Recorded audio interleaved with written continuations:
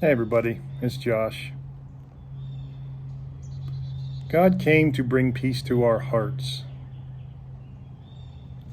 but He did not come to bring peace to the world. Now, I've always been a person who did everything I could to conform to the world. I had this deep need to have people like me, no matter what. So, while I always tried to be my own person, my identity shifted to best suit the needs of everyone else. Now, I don't know if you're like me or if you're maybe completely opposite. Maybe you don't care what anyone thinks, you just want to please yourself. Either way, it's leading us into a life of sin. Those sins are scars. They don't just affect our lives, they ripple through everyone and everything around us. When we let the darkness in, it festers like a disease. The only cure is God's divine light. It is a disinfectant that destroys these intruders completely. But they leave scars. You will always have scars as a reminder of these sins and this darkness that you've let in. You will have scars from generations past. The sins of our father. You look at abusive households. Women who are abused often end up with men who abuse them, and their children end up with men who abuse them, or women who abuse them. Physical, mental, even spiritual abuse. These scars are openings for the darkness, reminders. They can always come back in. As soon as your faith wavers, they'll find that hole and they'll seep right back in. They are a disease. The scars of addiction will call to you. The scars of abandonment will remind you that everyone will leave you. Everyone will let you down. But the body of Christ can remind you of the light when those scars come calling.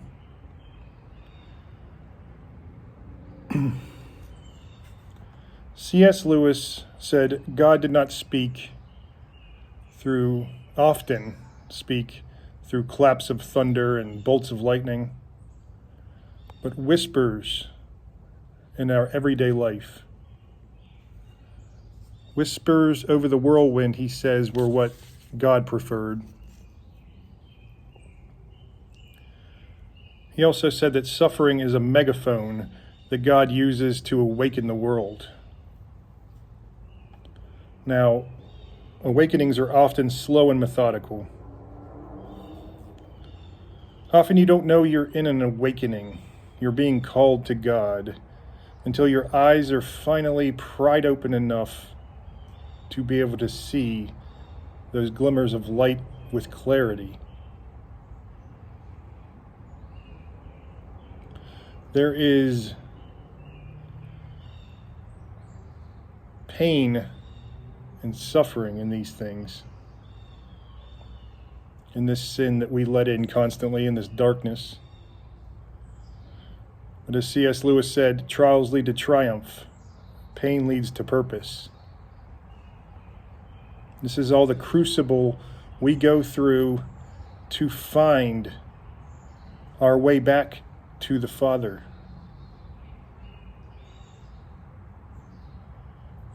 And the Son, Jesus Christ, is the way to the Father.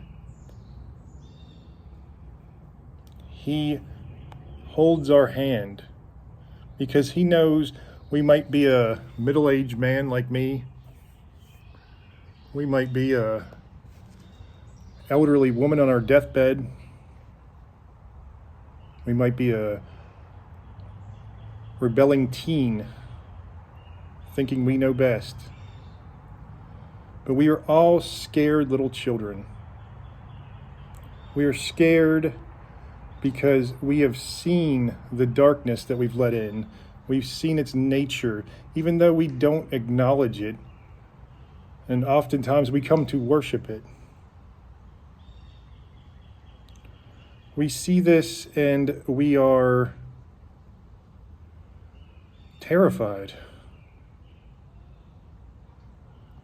I know I was. I used to be terrified all the time. I held it together for my family and my friends. I held it together because that's what society expected of me. I always did everything that society expected of me. Now, there's nothing wrong with most of that. Society used to be rooted in faith in Christianity. We used to be able to have that moral foundation. Start a family, get a career, a job to support them, whatever it may be. We're all so different. We try to use our talents to best make our way in life. I'm telling you, that's only going to be held up by sticks and mud in this day and age. There's no longer a moral foundation. I know so many of you were lost. I'm lost too.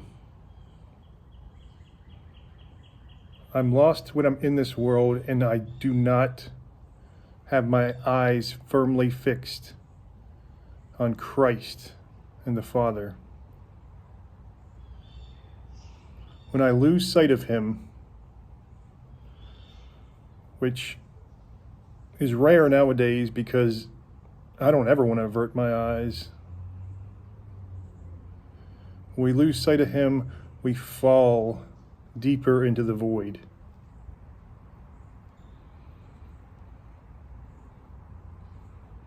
It's a lonely place. You can be in a crowd of people and feel completely alone. I know that. That's how I always felt. I felt like an alien pretending to be a person. I looked around at everyone and I said, well, these people aren't having the hard time like I am. Very few of them. They seem to all be holding it together. So what's my problem? So I just went along to get along.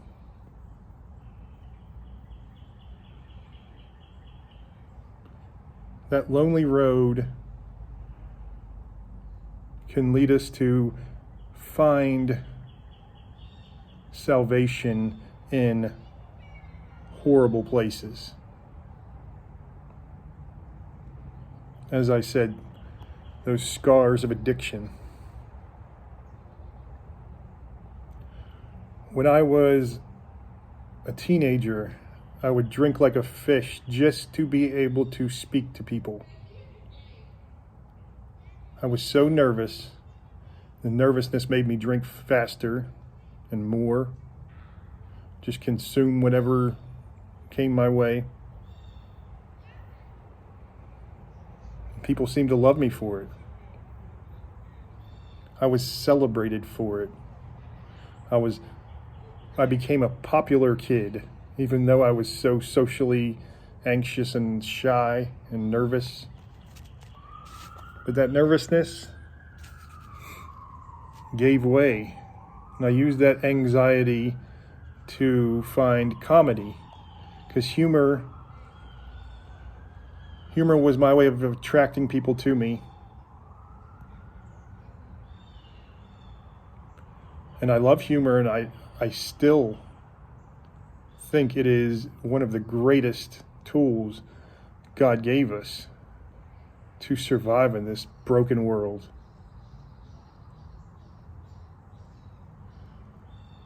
But the more and more I tried to impress people who didn't even care, didn't even give two damns if I was alive,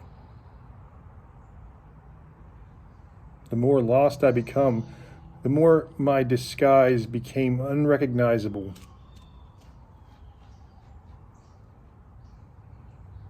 I was so lost that I just became what I thought would make a difference. And I thought there has to be some sort of identity that I could assume that will just, yeah, there might be a few people that don't like me. There always is. I understood that at an early age. But the majority of people would just adore me. It made me heart sick. It made me soul sick. I lost who I really was, pretending for so long I didn't remember. Then came my dark night of the soul that lasted for 13 years.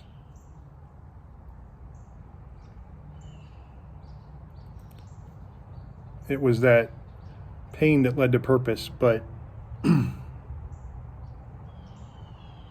I lost even the identity that I had created for myself during those young years when I was still happy with life because so many liked me and so many wanted to be around me because I always was a good time. I lost that. I was drifting farther and farther into hell.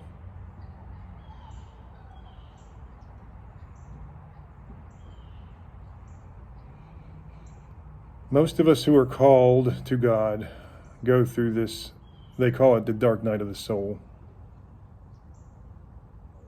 It's a pretty good description. I used to watch those, I like to watch the channels on people who've had spiritual awakenings, and it was a lot of New Age spirituality stuff. And people would talk about their awakenings and how blissful it was. But then they would drift into that dark night of the soul. And when I had my spiritual rebirth, when God finally saved me from that darkness of hell, that pitch black darkness,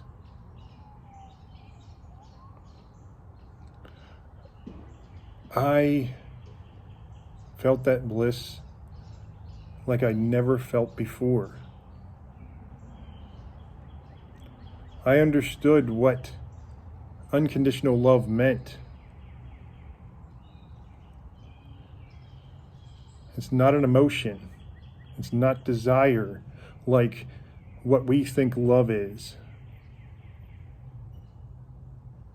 Most of us have it when we see our children for the first time. Or you can get a tiny little glimpse of it when you have a dog at home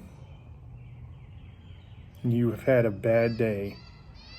It seems like the world is against you, and that dog seems like you are the greatest thing on earth. And just the fact that you are there with him now, they are elated.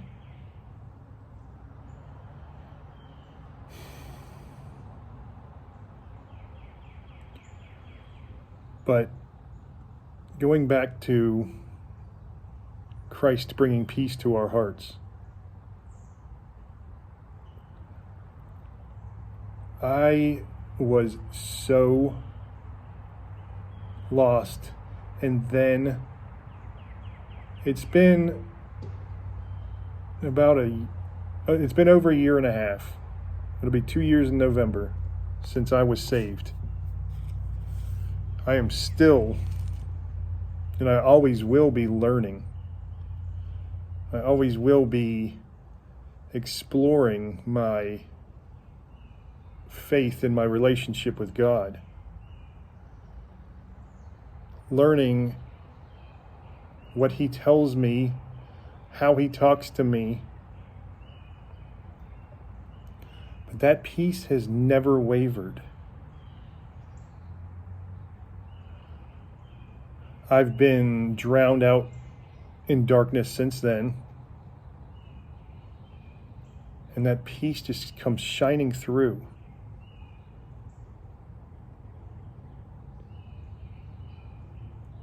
In fact, the only time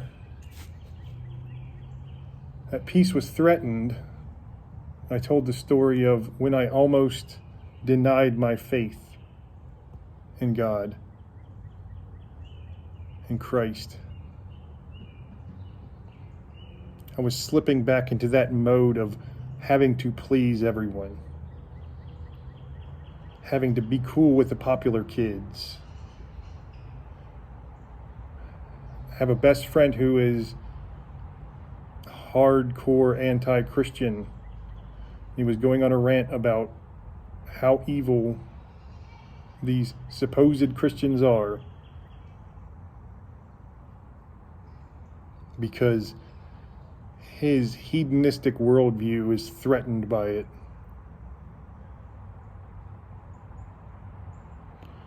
And I thank God that I was able to catch myself and say, I'm a Christian. I was transformed by Christ's love.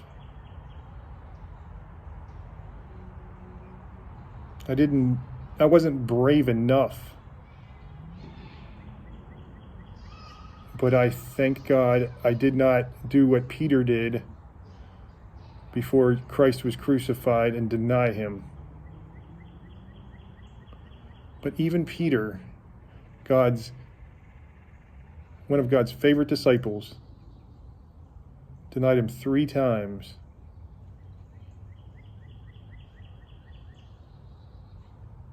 So how are we supposed to even get close to that? You're going to backslide and you're going to always fail. Failure is not your enemy. You're completely outnumbered here. Demons are inside and out. Inner demons, societal demons, spiritual demons. They all want a piece of you. They all want you to be their slave. And when you're going along to get along, they don't even have to barely tempt you at all. They know that you're already their slave.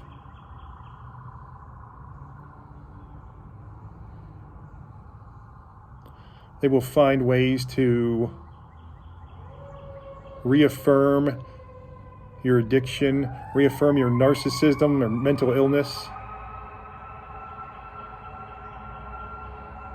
Let the fire truck go here. They will find ways to just completely entangle you in their sulfuric iron chains.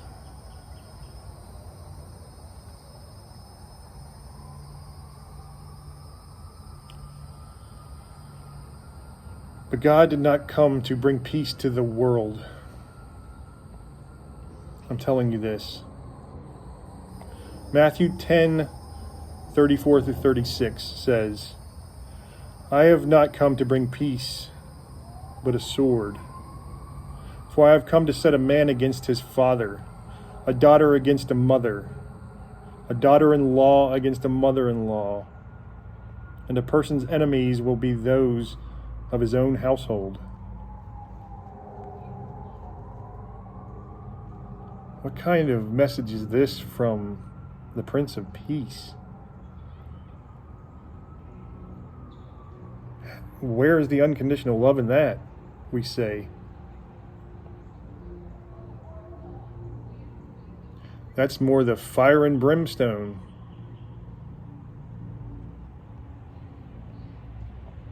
I'm telling you,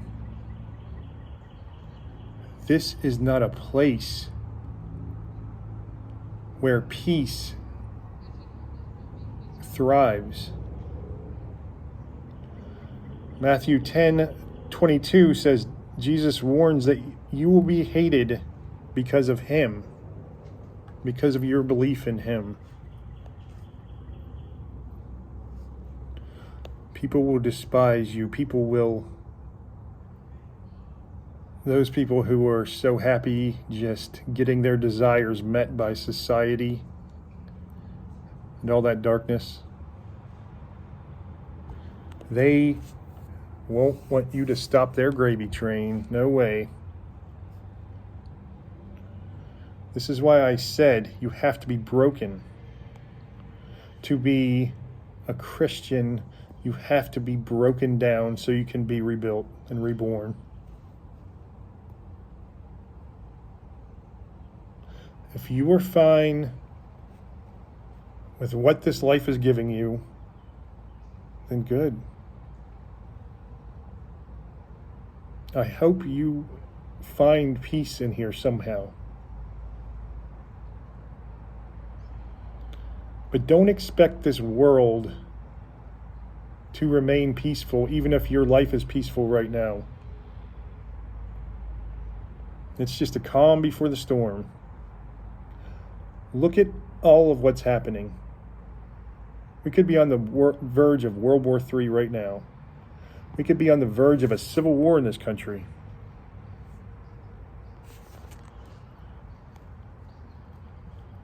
But worrying about those things is not what Christ wants us to do, his followers. He wants us to have peace in our hearts. Even though this world is not built for peace, peace may never last here until he decides it is the age of God and the age of the kingdom of heaven.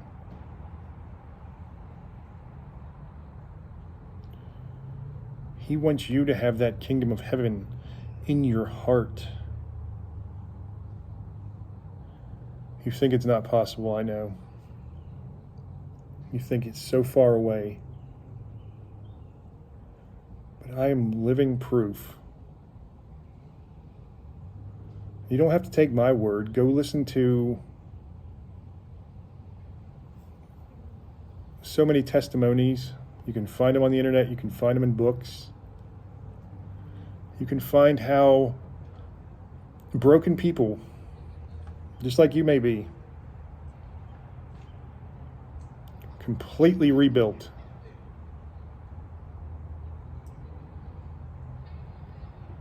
We are built to be warriors, but warriors of peace. And that is the hardest task of all. To stand strong in the face of just the world hating you and mocking you and shaming you. And finally, you might just say, all right, I give in. All these people mocking me, I must be wrong, so I'll just go along with that. Because I can't prove and there's a God. Even though he transformed my life, I can't prove it. He's not standing here where I can physically see him.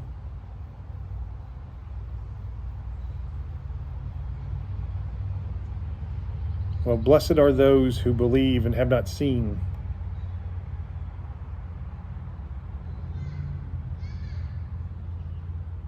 I had to witness a profound message in my life before I was guided to walk in the light of Christ. I'm ashamed to say I'm not one of those people who just believed without seeing. But as C.S. Lewis said, he speaks in whispers in your life. Those coincidences, he says, are God's way of remaining anonymous. But he guides you in that way because he knows you will be led astray. All of us are. All we can do for our children is to set them up the best we can so they can have that relationship with God when they get older and when the world finally breaks them down.